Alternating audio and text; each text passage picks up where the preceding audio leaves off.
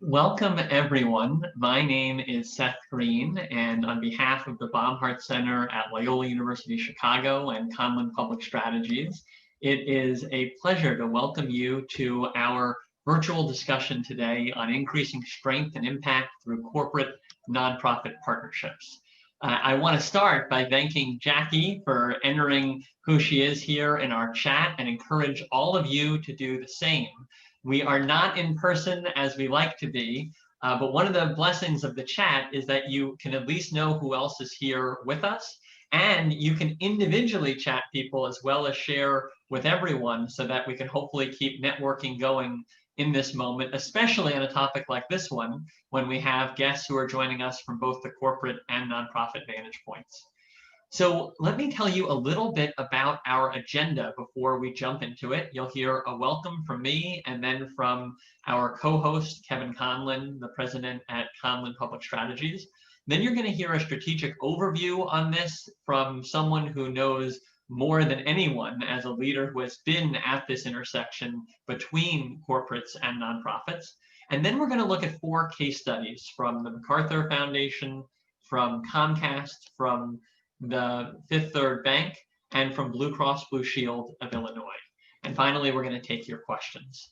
So let me just briefly share, for those of you who are not familiar with the Baumhart Center, that what you're here today to talk about is truly at the center of what we do and what we believe. We are very fortunate to be part of Loyola University Chicago, which was recognized out of 250 universities across the world by the Financial Times as one of the top 4 in the world for social purpose and business education, alongside UC Berkeley and 2 schools in France at the end of last year. And that's because this has been our higher purpose for our entirety as a university, where we're constantly asking the question of how do the business tools that are at our university solve for the broader Jesuit mission that we aspire to. 2 fun facts about the Baumhart Center itself.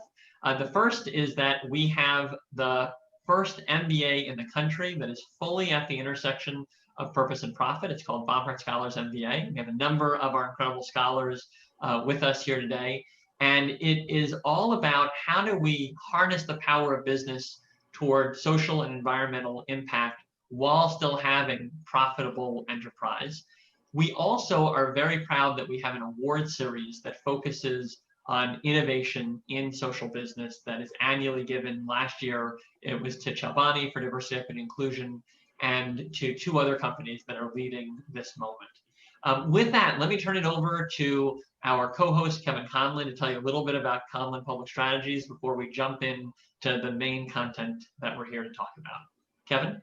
Thank you, Seth, and congratulations on all the great work the Baumhart Center is doing.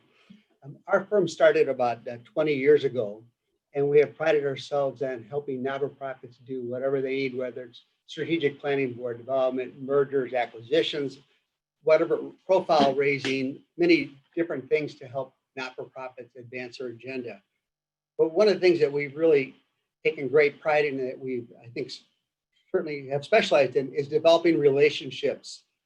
To use the Malcolm Gladwell term, we've been connectors, and we want to connect our clients to partners that share their vision, whether it's corporations or foundations.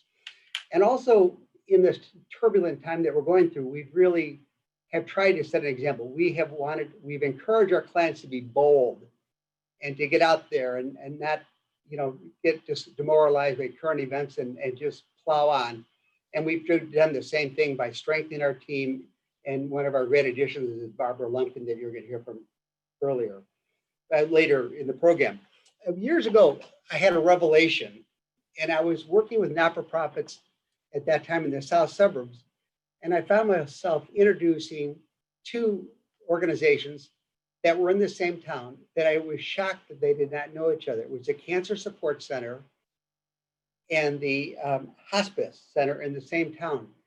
And really, a revelation hit me that the most obvious allies do not know each other. And over the years in politics and our firm, we've been involved with many different organizations and taught classes in many places, and all of us bring a network of relationships. So often we meet organizations that are really doing wonderful work, but they're doing so in a vacuum and simply folks do not know them. And so what we want to do is we've taken great pride in helping them build their networks. We want to help them develop a portal to be a hub of meaningful relationships. That's what we like to do at Conlon Public Strategies, build relationships. We want to connect those with shared values. A relationship with a corporate partner can be a gift that keeps giving and giving. Imagine the potential of if you identify the right partner, there can be strategic partnerships, there can be funding opportunities, there can be increased visibility, there can be technical assistance, whether it's legal, technical, and real estate. Somebody from that organization can share your annual fundraiser. So what we do is spend a lot of time with our clients, helping them zero in and identify who could be relationships. And there's an art to that. We bring our own network of relationships and life experiences, but then we spend a lot of time with the board and the key staff to say, who do you know and who could you cultivate? And we work together. And more importantly, we work together to foster new relationships. And what we're trying to do is identify folks that can be champions for the important work of our clients, these not-for-profit organizations. And what we're hoping to do is find someone that will really take us under their wing, not only help them themselves, but to bring their network to us and therefore strengthen the organization. I hope that our guests today will listen carefully to this list of distinguished panelists and look for opportunities to work with them. And that's what you have to do. Anytime you meet somebody from a corporation or partners, think to yourself, how could this person strengthen my organization? What could they do to help advance the important work of our organization? And then begin the strategy to cultivate them, develop a relationship. All relationships are reciprocal. So what can you offer them? What can you do to strengthen their brand? And what do they care about? And then work together to advance both agendas. Thank you, Seth. Thank you, Kevin, and thanks to Conlon Public Strategies. And as you mentioned, there is an extraordinary leader on your team who has experience in nonprofits, in the financial sector, in business, in government, and her name is Barbara Lumpkin, and she is Executive Vice President at Conlon Public Strategies. And we are thrilled to turn it over to you, Barbara, to talk about this at the strategic level of how you think about the strategy of corporate nonprofit partnerships. Oh, and Barbara, you may be on mute.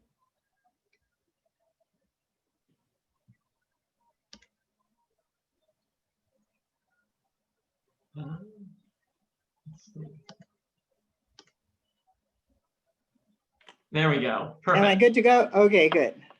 Thank you, Seth, and also thank you, Kevin, for your comments. I'd like to say a hearty thanks to, on behalf of Conlon Public Strategies, to the Baumhart Center and Seth and your team for hosting us today. I'd also like to add a very hearty welcome and special thanks to our esteemed panelists. We are pleased to welcome leaders from Comcast, Fifth Third Bank, the MacArthur Foundation, and Blue Cross Blue Shield of Illinois. And we are especially thrilled to welcome all of you joining us online today. Over the years, I've had an opportunity to work in various capacities spanning the financial services, public and private sectors, and including not-for-profit. And in those and throughout those positions, I've had the opportunity to form large-scale partnerships, both small ones, large-scale single-pointed ones, or the like. In government, obviously, we depended on strategic alliances with giants, financial giants, or community-related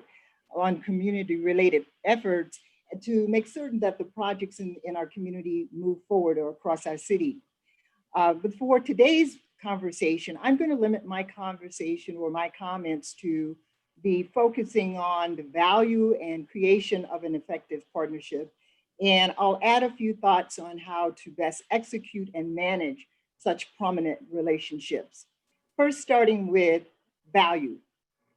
Let's be clear, partnerships are intentionally designed to create and increase value. They are meaningful and highly sought after, and they become a key stakeholder in the delivery of any organization's mission. They serve to help raise your visibility and also much needed revenue. They build a reservoir of new ideas and also lead to key thoughts around innovation, leading to new trends. They also serve to work with you to lower costs and also to help you mitigate risks. They build bridges for supporting networks and also help to expand the networks you're already in or help to deepen the relationships that you might have. And finally, they definitely bring their significant might and credibility to help establish large-scale initiatives to provide resources, technical know-how, as in all phases of ventures, especially whether it's community efforts, housing, jobs, healthcare, technology, economic development, and entrepreneurship. Ideally, a strategic partnership becomes an extension of who you are. Now, as far as how you might think about creating an effective partnership, of course, it requires a laser-like focus and a well-defined strategy on your part. Can't be all things to all people. All partners and all prospects you meet will not necessarily become a stellar partner or a partner at all, but it is a significant match. An effective partner will share and expand your vision. They will also help to create parameters around the efforts that you're hoping to build, but you can also expect to be and feel uncomfortable in the process because an effective partner will also push you. They will help you see beyond what's on the table immediately, or in this case, what's on the screen. They will help you work to understand and navigate some of the choppy terrains, whether it's political, financial, or likewise, and they will also help you to understand what might be some significant drivers for growth, or they will be very honest in telling you when it's time to change course. Now, in lifting your brand, just keep in mind that a partner is very much concerned with their brand as well. So this is a mutual effort. You are as consumed with protecting their brand as you are consumed with protecting yours. Thus, a mutually beneficial relationship hopefully will emerge. In establishing an effective partnership, it is also important to establish metrics. Determine upfront, what is the ROI? What is the return on your investment? What are you expecting? What are you hoping to gain? What are the desired outcomes? And who will do and make those things happen? All of those questions need to be flushed out and answered before entering into a partnership to avoid headache down the road or, heaven forbid, just a strategy failure. Formal communication, of course, is important. And of course, being able to negotiate the terms and conditions of the partnership and also making certain that all aspects of this partnership arrangement is documented. People tend to forget, times change, leaders change, and there will always be a need to establish a reliable and transparent reporting process. Now, a partner, of course, will bring their significant resources to the table. They may bring financial, intellectual, as well as in-kind. All of these things combined will 9 times out of 10 more likely help you exceed your stated goals. Now, as far as execution or managing such partnerships, I would always venture to say it really is important to bear in mind that your partner is very concerned with who they're working with as well. You're concerned with who's able to bring resources to you. They're concerned with who is out there able to help extend their footprint or help them to carry out their corporate mission, just as you are hoping to carry out your mission of serving the communities you're in or helping to build that next project or housing development or whatever it is you're working on. Your partners will have a vested interest in that as well. The one thing that I would venture to say, and it has been my experience over the years, that effective organizations do not just simply ask for support. They attract support. When you have demonstrated your ability to solidly perform or provide the service that you are hoping to gain a partner to help you advance, then your partners are more likely to sign on because they will take on the confidence in your ability to lead the scope of work, your ability to manage the scope of work, as well as your ability to handle the financial and business aspects of running a major partner, and as well as your own mission. Relationships and a partnership will also help you manage through a crisis. So when you are facing one, whether it is large or small, it is very important to keep your partners informed, because the partner really does not like hearing things or seeing things in the media that perhaps might impact their next day's activity or their own strategic plan. So you're needing to think about that when you're working through things that you feel are a little hiccups before they get to be large hiccups. Partners are also now doing their due diligence and determining if your financials are intact, making certain that all of your reportings are intact, your proper filings are in place, you are registered as you should be, and you have the ability to carry out the initiative that you've described to them so artfully as you made your initial approach. Now, what I would also venture to say that in establishing and looking for a partner, it is very important also not just to settle on the fact that you're looking for someone that will give you cash right away. Obviously, cash is king, cash is great, but what I'm also thinking is in most cases, a true partner is going to bring a bit more than that to the table. They're going to want to make certain that you are prepared to make the highest and best use of whatever the cash is they give you. They're also wanting to make certain that you're able to thoughtfully communicate the messages to your beneficiaries, the people you serve, your staff, as well as back and forth with them. Now, here is, I'll tell you a little bit of a story that I experienced midway my career. Some years ago, I was introduced to a newly appointed leader of a not-for-profit organization, a fairly prominent one here in Chicago. And the individual was inheriting a number of things, a few staff issues, a few financial issues, and they also had just recently issued their first long-term debt financing. And of course, the company that I worked for, the bank that I worked for, we managed and structured long-term debt financings.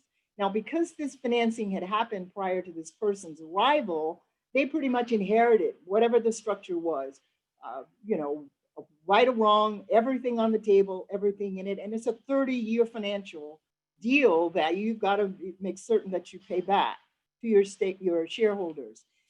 My role in all of this was to advise the individual on the art of managing a debt offering now that it's issued.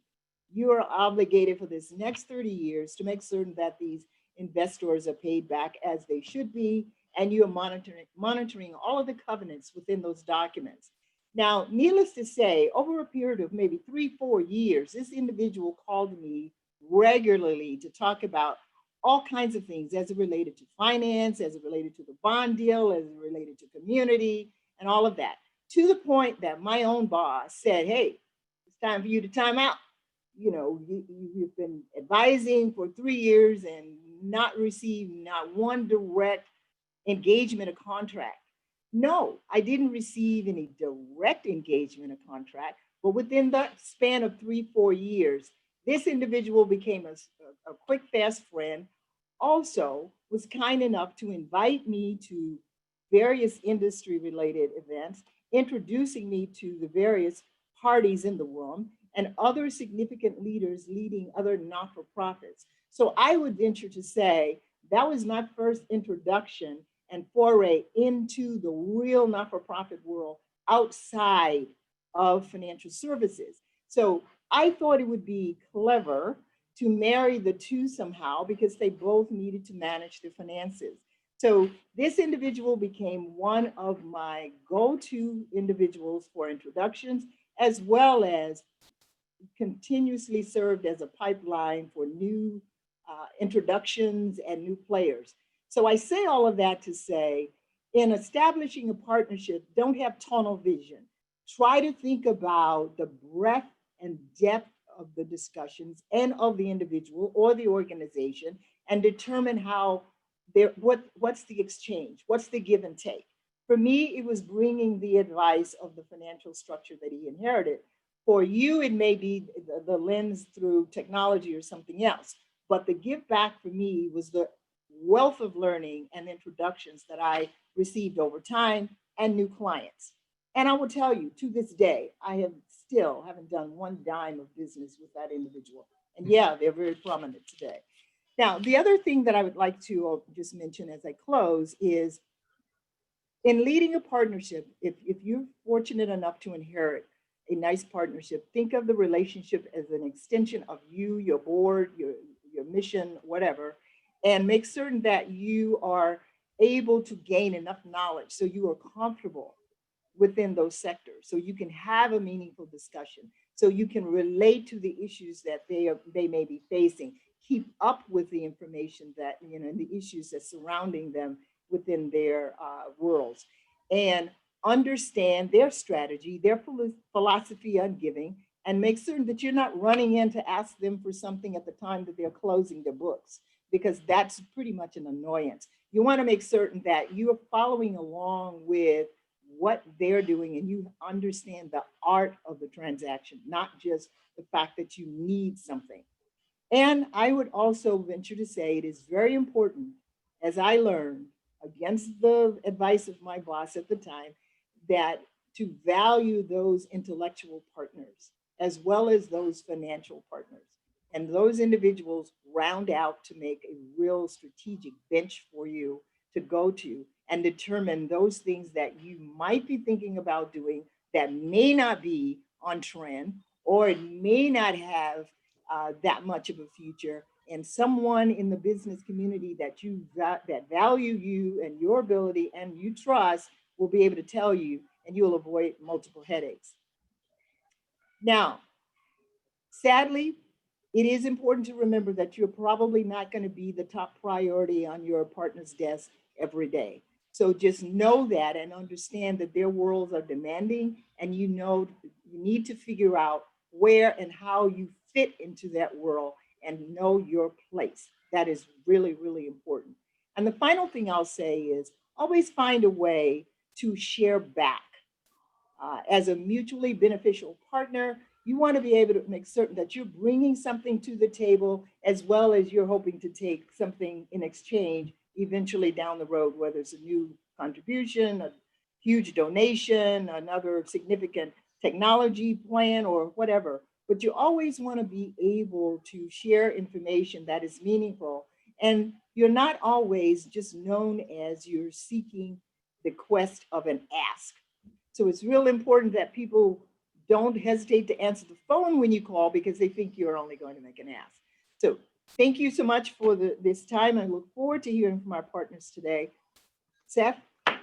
Thank you so much, Barbara, for that truly beautiful overview of the mutual benefit at the center of these partnerships. And we're now going to move into case studies. And it's a perfect fit that we are going to start with Matt Simney, who is the Vice President of External Affairs at Comcast, because they have centered their work around truly strategic and symbiotic relationships that reinforce both the nonprofit work as well as the business at Comcast. And so, Matt, let me turn it over to you to talk through what you're seeing in these partnerships and to talk about how they are evolving, especially in this COVID and our reckoning as a country with racial justice. Great, thanks, Seth. And let me also start with some thanks to Kevin and Barbara, who have been terrific partners of ours over the years. And I want to add one other word to their description of themselves and also apply it to Baumhart, which is any corporation or partner also needs an instigator. And I think all of the parties that are here today are equally valuable as instigators. And those are eyes, ears, and intelligence about what's happening, not only in individual communities, but perhaps inside of organizations where those ideas can be brought to light to say, there is a better way to do this. So with that, segue a little bit into kind of what we're thinking about and the way that the world is moving for us. And it changes every single day, just like it does for everybody here. And delighted to see over 200 participants today, and many great friends and collaborators and instigators in this group too. So I've got a couple of slides, and I'm not going to speak directly to the slides, but I want to make 3 points really overall, which is every organization is evolving day to day right now. While we may have a little bit of hindsight about what the last several months have looked like, we're all also trying to figure out what the months ahead look like. As we head toward more mitigation strategies because of the pandemic, as we grapple with the election, and as we think about what meaningful relationships are for the long term, we are going to need partnership more than ever. And I think we could all agree that community matters more than ever. So even just being on this virtual conversation today, it is the relationships that were formed going into it and that will come out of it that are going to make a difference. So in our company, we're fundamentally about connectivity. You know that through our internet services and hopefully through television and other things that bring a little bit of joy into your life right now. But we also, in our world, think about, well, how do we bring those assets to bear in a way that makes sense? So for us, that comes in 4 different categories. The first is people and culture. I'm one of about 170,000 employees globally of this company. Everything that we do is reflective of the values, principles, and ideas of those individuals. And so on an annual basis, we have many councils. We think about all of our educational activities as a learning journey, and we're always trying to evolve that, especially right now. And I'll talk about some of those inputs in a couple of minutes. Platforms and communication. This is really where we're using our assets, television products, advanced advertising, the internet, and our relationships with customers to get input and to drive what are strategic opportunities, not just for us, but for the health of communities and customers. Like many companies, we're putting out financial resources right now. No amount of financial resources are going to solve any challenge that are out there if you do not have the partners to do that. So our large announcement was a $100 million commitment. And what we're doing is moving into more small grants in more communities and thinking a little bit more about how do we support advocacy and, most importantly, activist ideas. And so we've made some commitments already in Chicago, and I'll reference a couple in a moment. And then this last category for us is incredibly important. It's customers. So the Bureau of Economic Analysis put out some stats a few months ago. They're already dated, of course, but between February and April, we saw a 21% decrease in the number of small businesses that existed in this country. But if you break that out into communities of color, for Black-owned, it was a 41% decline. For Latinx, 32%. And for Asian and Pacific Islander-owned businesses, 25%. These are our customers, but there are also our friends, our neighbors, who we go to church with, who our kids go to school with.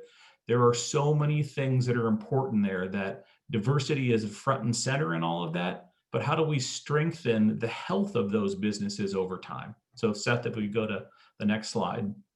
I'll talk a little bit about what this response has looked like for us just very quickly.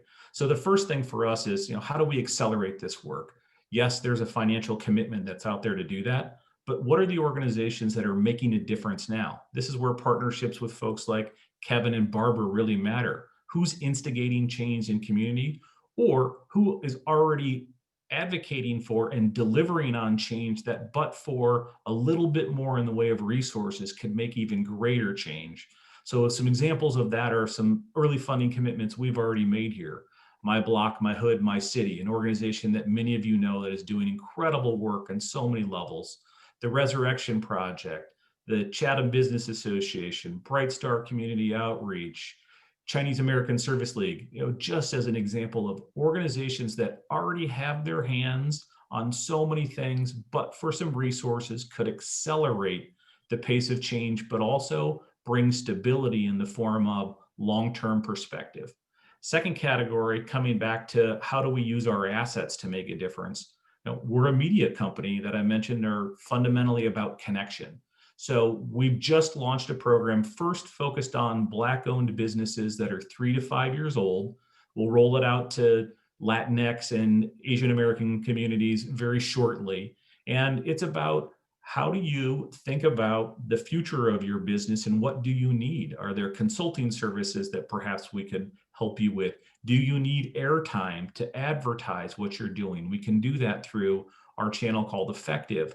Do you need technology, resources, and services, the internet, computers, new points of sale system, whatever it takes? So I would encourage everybody to go look at comcastrise.com. It's an application process. The first round is due November 7th, but you will see many of these businesses then featured on our X1 platform. And the idea here is to bring their voices to the table in a louder way using our assets. And we'll roll out additional ideas in that regard. And then two other quick categories: connectivity. I will always come back to that. We are the lead partner with the City of Chicago and the Mayor's Office, as well as Chicago Public Schools, in an incredibly important initiative with national implications called Chicago Connected. And that is to get every single child and family at CPS that needs a broadband connection, a connection. We've made great progress on this, but it's going to be a multi-year effort funded through philanthropy. So Ken Griffin of Citadel, the many other philanthropic partners here have made a huge commitment to solving the digital divide in the city of Chicago, and we're a fundamental part of that. But home-based internet isn't going to be just the solution we need. You can go anywhere in the city right now and you'll find families that have kids that need to be in a learning pod. They may be at a community organization every day because home-based learning just isn't possible. So we're delivering Wi-Fi to community-based organizations called Lift Zones, and we'll have the first few up in a couple of weeks, but by the end of the year, we'll have about 20 in the city of Chicago. And these are safe spaces with broadband connections where families, individuals, and students can come on a daily basis to access the resources they need to learn, search for employment, or do other things. So that's a lot of information very quickly, but just delighted to be part of this. And again, come back to that word instigator. So many instigators here, want to work with every single one of you, and just delighted to be part of this community. Thanks. Well, thank you so much, Matt, for what was both a great talk and also a great prospect for the future in terms of how we continue to build on this moment with all of the instigators here. And another instigator among us is Eva Brown, who is filling big shoes of her colleague, Nicole Johnson-Scales today, who could not make it unexpectedly. Eva is the Community Economic Development Lending and Investment Manager at Fifth Third Bank. And Eva, let me turn it over to you. So good afternoon, everyone. I'm really excited to be here today. And I work in the Community Development and Sustainability Group, and it's a privilege that we work every day to form partnerships to improve lives of our customers in our communities. And even more powerful, this summer I had the opportunity to attend the Business and Society Impact Program at Baumhart. So to be here with all of you on the line today is just a great honor. So at Fifth Third, as it relates to strategic partnerships, we realize that we can't always meet the community needs directly. So we really rely on partners to help us serve in a relevant way. We understand that we aren't always the subject matter experts, and we can't pretend that we understand the needs in the same intimate way that the partners like you all do in the webinar. So an example I'll use is the Entrepreneur of Color Fund that maybe a lot of you all are familiar with. I think some of the other funders are on the line, but it is a true strategic partnership. And when it brings together funders as well as people that are really closely to the work. So Axio and the list that work really closely in our communities of color with really small business owners. And we know that these business owners need small amounts of capital, maybe a small loan at $2,500 or even less than. We may not, be the best equipped to do it. So we've really relied on our partners to be able to get that capital out the door in a more efficient manner. And not only just the capital, but really equip those business owners with the technical assistance and other skills they need to be successful as they try to grow, especially during this pandemic. So we understand that, there are other people that are out there that really have some strengths, and to use a real banking word, we like to leverage them. We know what we do really well, and we know what you guys do really well. And we put it together, we really leverage the partnership and get the impact that we want or we desire. So when we engage in strategic partnerships, we really align with our partners up front. And I think Barbara mentioned this on what are those specific goals based on the needs that we're trying to address. We recognize that partnerships, they're iterative. So we've got to be really flexible because we know that we're going to learn as we go. And sometimes that means that we're going to be able to pivot. And don't we understand the word pivot in 2021 as it relates to COVID? And I'll talk a little bit about that later. So we do establish quantitative milestones so that we so that we can measure our progress and be able to deliver, what we set out to do. So those quantitative and qualitative goals are really important that we measure, and we hold both of ourselves accountable to those goals. So lastly, I just want to touch on kind of our giving philosophy and how COVID has impacted that. So I think in general, it's really, again, that partnership and it's understanding what do the community need. And that's what we really develop our giving philosophy. So if you can imagine at the end of 2019, as we're building out our 2020 strategy, the community needs look very different and they changed in 2020, especially at March. So when COVID hit, Fifth Third Bank, we were really quick to pivot and we created a new fund really based on relief, recovery, and resiliency in our communities because that's what we were hearing. That's what the communities needed. So we made an additional commitment above and beyond because we knew that it required more. And we wanted to solve problems. So I'll give you an example of a strategic partnership that I think really addresses not only COVID, but really gets to that civil unrest in our country. So as we know, COVID really impacted small businesses, but it had a disparate impact on women of color small businesses. So what we set out to do is really work with partners that were kind of best in class and really understood the work. And we pulled them together, 3 organizations actually, LISC, the Fearless Fund, as well as AEO, Association Enterprise Opportunity. Each of them have a specialty that we knew that they can get to those constituents that we needed to serve. LISC, they're kind of, top of their game as it relates to delivering really localized capital to small businesses and more in particular, small businesses of color.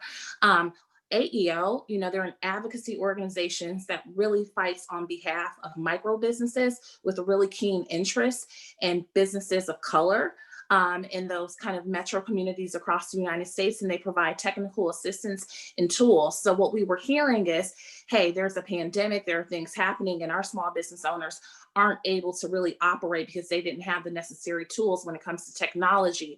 So we partnered with AEL because they knew that, hey, small businesses need that, and we're able to administer that in a very efficient manner. Lastly, the Fearless Fund. The Fearless Fund is a Black woman-led private equity firm that really looks to grow Black women-led small businesses. And I don't even want to get into the statistics of the percentage of private equity capital that Black women business owners or founders receive, but it's a dismal number.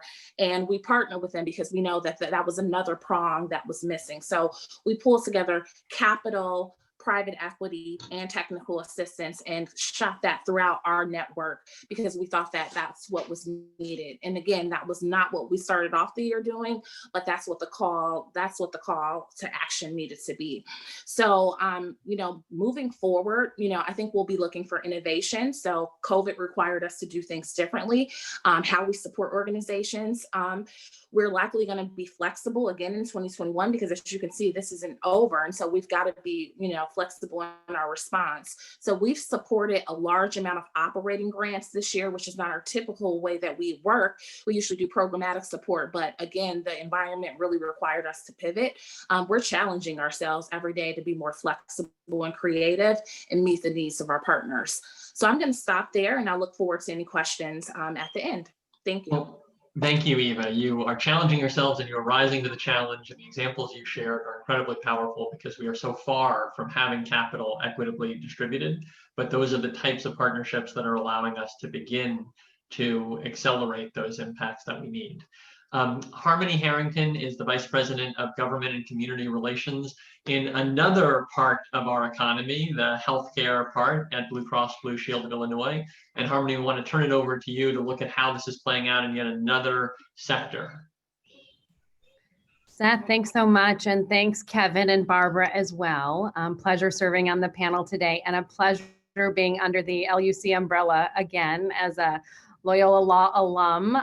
You're making it sound very intriguing to join the MBA Social Business Impact education movement. So maybe that's in my sights here.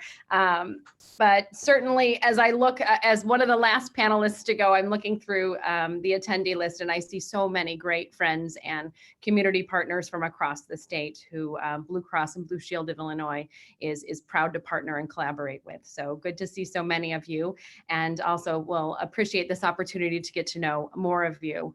As mentioned, during the COVID-19 pandemic, it certainly has stretched Blue Cross and Blue Shield of Illinois in ways that we never knew we could be stretched before, as we look to support our members during this time, our provider partners, our employer group customers as well. But additionally, our commitment to the communities we serve has only been strengthened. And, at our core, we are a healthcare company. We have 9 million members that we represent all across the state of Illinois. And these are diverse members living in different geographies. We know they access their care through our employer-sponsored plans, through purchasing individually from us, as well as through government programs like Medicaid, Medicare, and even through the ACA exchange. So we know that we have a responsibility to our diverse membership to do what is right, to do right by our members and also the communities we serve. And that really ties in with our mission. It's simple, but oh so complex. So our mission is to support the health and wellness of our members and the communities we serve. And we know that an individual's health is not only impacted by, the clinical side of the house and working with their doctors and other providers, but it really is impacted by their environment, the neighborhoods that they live in, the access to education, housing, food and nutrition, job training. So many social determinants of health truly do impact an individual's best health. So for us, focusing our community work in that space, those social determinants of health that can improve health outcomes and address health inequities is key. We at Blue Cross do that in numerous ways by identifying resources that we have when we contemplate a partnership or collaboration. And so we have an incredible cadre of Blue Corps employee volunteers all across the state who partner with nonprofit and other community-based organizations, really in that engagement piece, that community piece. And our volunteers logged over 100,000 hours last year alone. So a truly committed Blue Corps of volunteer employees at Blue Cross. Additionally, we look to our community outreach team to partner with nonprofit organizations across the state. Really, we see these as our health ambassadors on the front lines. And this team works to increase health education and awareness, share with the community how to access healthcare coverage, criteria for enrolling in government-sponsored programs to access care, chronic disease management. So that team is really on the ground, putting on large-scale health fairs and other. And as part of that team, we also have our mobile care van unit who goes out to support increased flu immunizations and childhood immunizations. And certainly during pandemic, we know that these are two ever more important healthcare access needs that we're trying to fulfill, working with community partners like FQHCs, faith-based leaders, and others. Additionally, we have our, dollar investment, as Barbara mentioned, cash is king. And so we do have a robust community investment team led by many of you work with Katie Kenjemi and Michael Attaway on our team. And we do have our major grants program, which is on an annual basis. We look to fund, larger scale programming in the areas of violence as a public health issue, housing as a public health issue, access to healthcare. And again, we do this on an annual basis. Then we've got our sponsorship program, and that's for some of those, lower dollar initiatives, events, fundraising galas, and others, but also some kind of shorter term programming initiatives. And then finally, over the past few years, we've made a more of a hyper-local investment focus in what we call the Blue Door Neighborhood Centers. And about 15 months ago, we opened our first center in the Pullman community, a high health disparate area where we wanted to put down bricks and mortar and serve as a community hub. open to all, not just Blue Cross members. And really it was to highlight and propel community partners doing good work in these neighborhoods already and connecting them more closely to the community. So anything from health education and wellness, chronic disease management classes, Zumba classes, nutrition and healthy cooking, transportation, behavioral health supports. All this is done within the umbrella of a Blue Door Neighborhood Center. We offer space for nonprofit organizations to come in and help deliver their programming. And during COVID, it certainly has been a challenge, but we have done this virtually with community partners. And we opened our second center in Morgan Park, the site of an old abandoned Target in Marshfield Plaza. We came in and built our second Blue Door Neighborhood Center. Adjacent to that, Blue Cross also made a commitment to what we call the Morgan Park Solution Center, where we have brought on up to 400 new jobs in our customer service area, hiring from the community, within the community. And that's, again, fulfilling our mission of that, improving the health and economic health of the communities we serve. Finally, we're going to be opening our third Blue Door Neighborhood Center in South Lawndale in December. Again, while we've had to do much of this virtually, it's been amazing the type of connections we've been able to make with community partners on the ground doing incredible work. So those are the resources that we bring to collaborations. And, certainly during COVID-19, it's caused us to, what are the buzzwords? It's caused us to pivot and flex. The other word that's used a lot, I haven't seen it today, is glitch. I don't know if it's in your home, but we talk a lot about glitches. Thank goodness our panel hasn't had glitches today. But, as we look back and we think through March and April, the early days of pandemic, how we shifted as an organization in providing supports for our members, telehealth, opening access in so many ways, as many ways as we could for our members, waiving cost sharing and other. We also looked on the community side of the house and thought, what can we do immediately to respond to pandemic?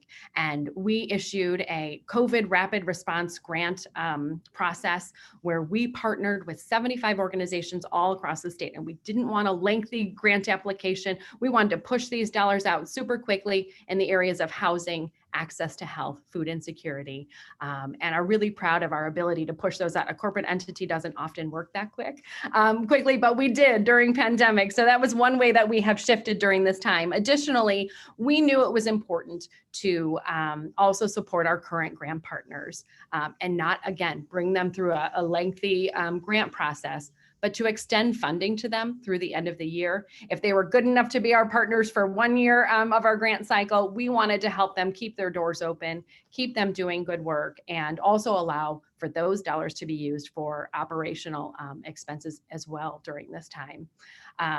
Finally, we, on the sponsorship side of the house, we know that events can't go on as, previously done in non-pandemic times. And so we've worked really hard to be true to those relationships and to support those organizations continuing to do good work. Again, so many I see on our list here virtually, because we know that they're operating in unconventional times.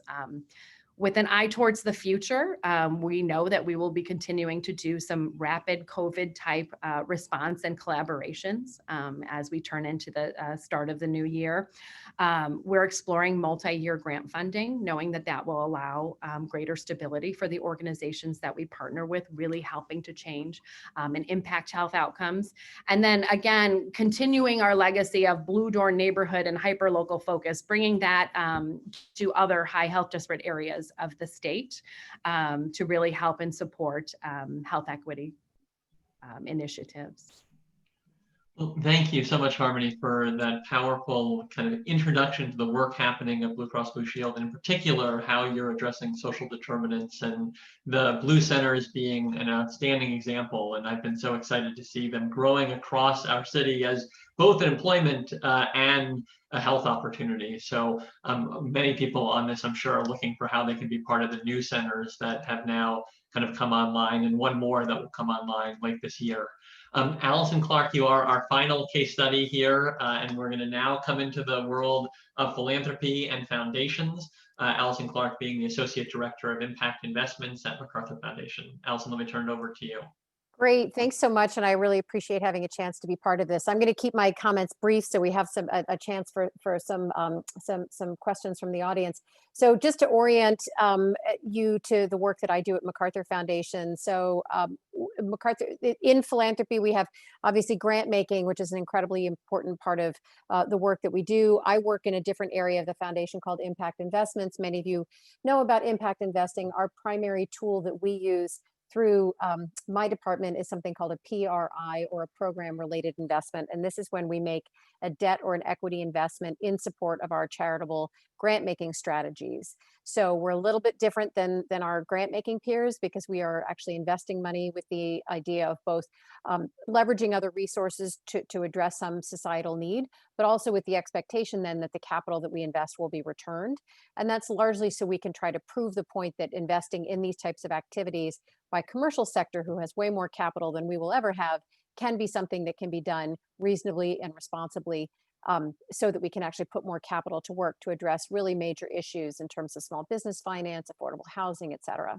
So that said, the thing I'd like to do with this is to be able to just talk a little bit about a partnership that we did with the Chicago Community Trust and with an organization called Calvert Foundation called Benefit Chicago. And this was an effort that we launched a number of years ago to try to bring $100 million of impact investing capital to Chicago. And so we were really bringing together our experience doing impact investing, which we've been doing for about 30 years, with our experience doing place-based investing.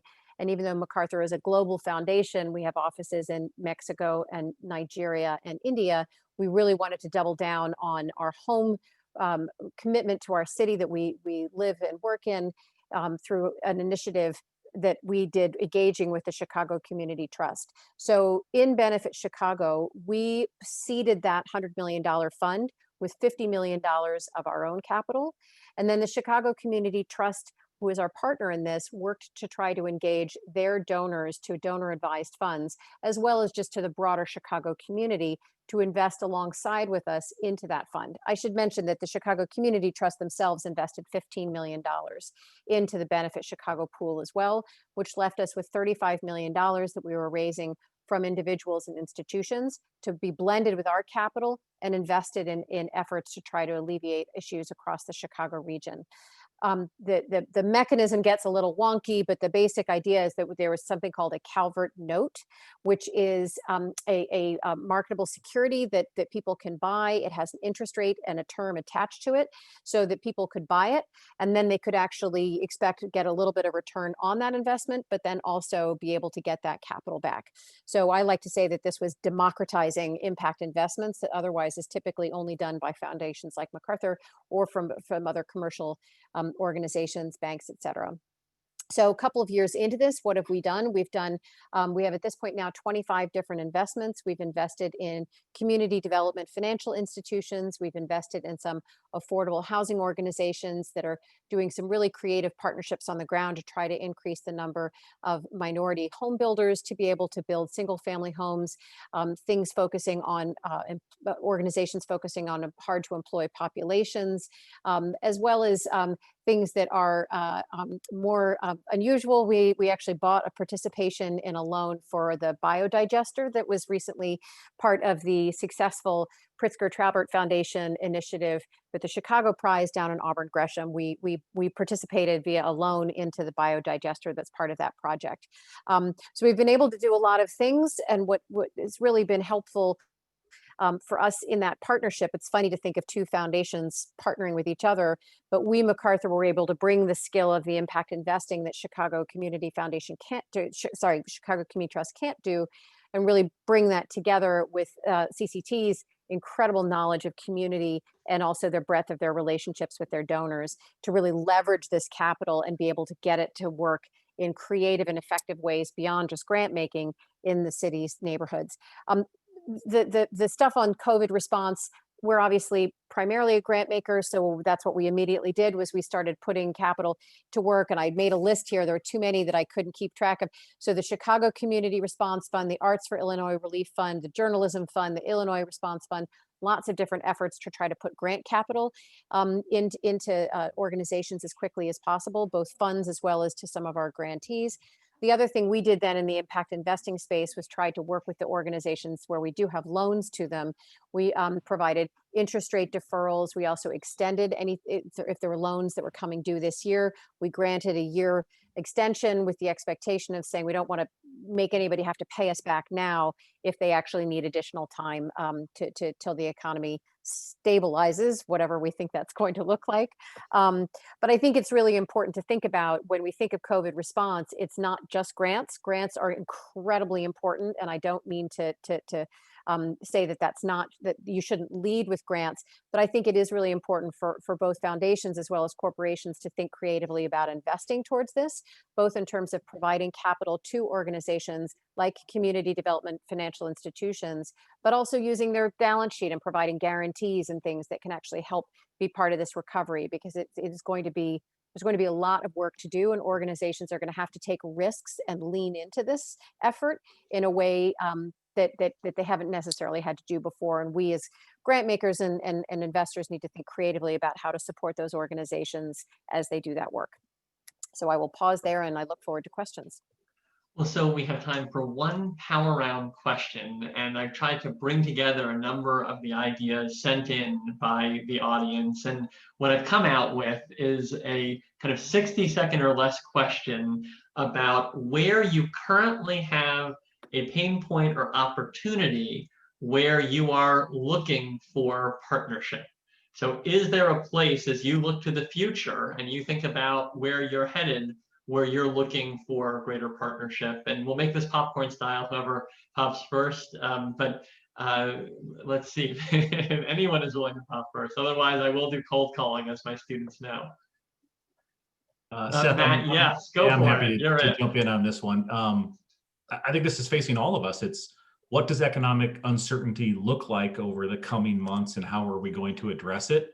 That could be for, in our instance, small business customers or individual customers. And then on the media side, how do you report on it in an appropriate way? But that is going to be a massive pain point, and partnership with everybody is the only way forward. Well, wonderful. And as I'm sure you saw, there are many people working on that issue brilliantly who are here with us today. Allison, you're up next. So I think the things that I wouldn't say it's a pain point, but it's sort of an overarching worry that, and there's two pieces to it. One is one of my colleagues in the arts funding group at the foundation said that she really hopes we get through this period of time with one dance company left in Chicago. And that's a really sobering thought. And we fund over 300 different arts organizations directly and indirectly. And we're very, very concerned any organization that typically relies on people to come to a facility in order to earn revenue is inherently at risk. I think the arts community has done an unbelievably fantastic job with pivoting to try to be relevant to people in community right now. But I think there's a lot of free content being made available. We need to figure out a way to actually get people to support those organizations so they can continue to do that. And related to that, and this is the unsexy part of the arts, but it's a really important thing, is we have arts buildings. We have a whole infrastructure of physical spaces that support the arts. And those can't just be left to free fall, because those still are going to be incredibly important as we evolve and come out of this period of time. And I don't know what that looks like, and I don't know how to safeguard and protect those physical spaces. But if you think about the first time you ever went to see a ballet or a play or whatnot, that space probably still resonates in your mind, and we have to figure out a way to support those so that they don't all get just torn down and turn into something else in the future. Thank you, Allison. As the dad of two dancers, I very much hope we have many groups still left after Yes, this moment. I hope so. Eva, you're unmuted, so I'm going to go to you next if you're up for it. Sure, I'll just really quickly, because I know we're short on time. I think when I think about something that's kind of keeping me up at night is we know that small businesses, unfortunately, one of the statistics I read maybe 2 weeks ago, about 40% of those businesses with less than $1 million in revenue won't make it through the pandemic, unfortunately. So there's going to be a real gap to fill, because we do know that small businesses are the engine of our economy, job creators. And so what I would love to be able to, find find out what are the new innovative ways to, one, encourage people to go into entrepreneurship and make sure that they have the right support systems, and that includes capital, technical assistance around them, so that we can foster and grow the new crop of small businesses that will be needed. And Harmony, you have our final word. Oh, so much amidst pandemic for a healthcare company, Seth. So it's hard to limit the umbrella. But, you know, as I mentioned, we're very focused on collaborations that impact the physical and economic health of communities. So various types of partnerships that can evolve and innovate to really have that hyper local focus, I think, is going to become ever more important as we move through this pandemic. Additionally, I think even we see through our members and claims utilization and volume around behavioral health. It's a issue that is becoming more and more prevalent to ensure that communities and our members have access to behavioral health care. So looking forward to creating some innovative partnerships in that space, knowing, again, ever more important. Well, thanks to our incredible panelists, thanks to our incredible co-hosts, Kevin and Barbara, and thank you all for being with us. We opened by talking about how this is all about matchmaking. We closed talking about where matches are still to be made. And we're enormously grateful to all of you for being part of this ecosystem that hopefully can help us be resilient to some of the biggest challenges that we've faced, at least in my lifetime, and probably true for everyone else. I'm looking forward to continuing the conversation with all of you, and thank you all for your time and insights today. Bye, have a good rest of your day, and be well, and wear a mask. Bye, everyone. Thanks so much. Thank you.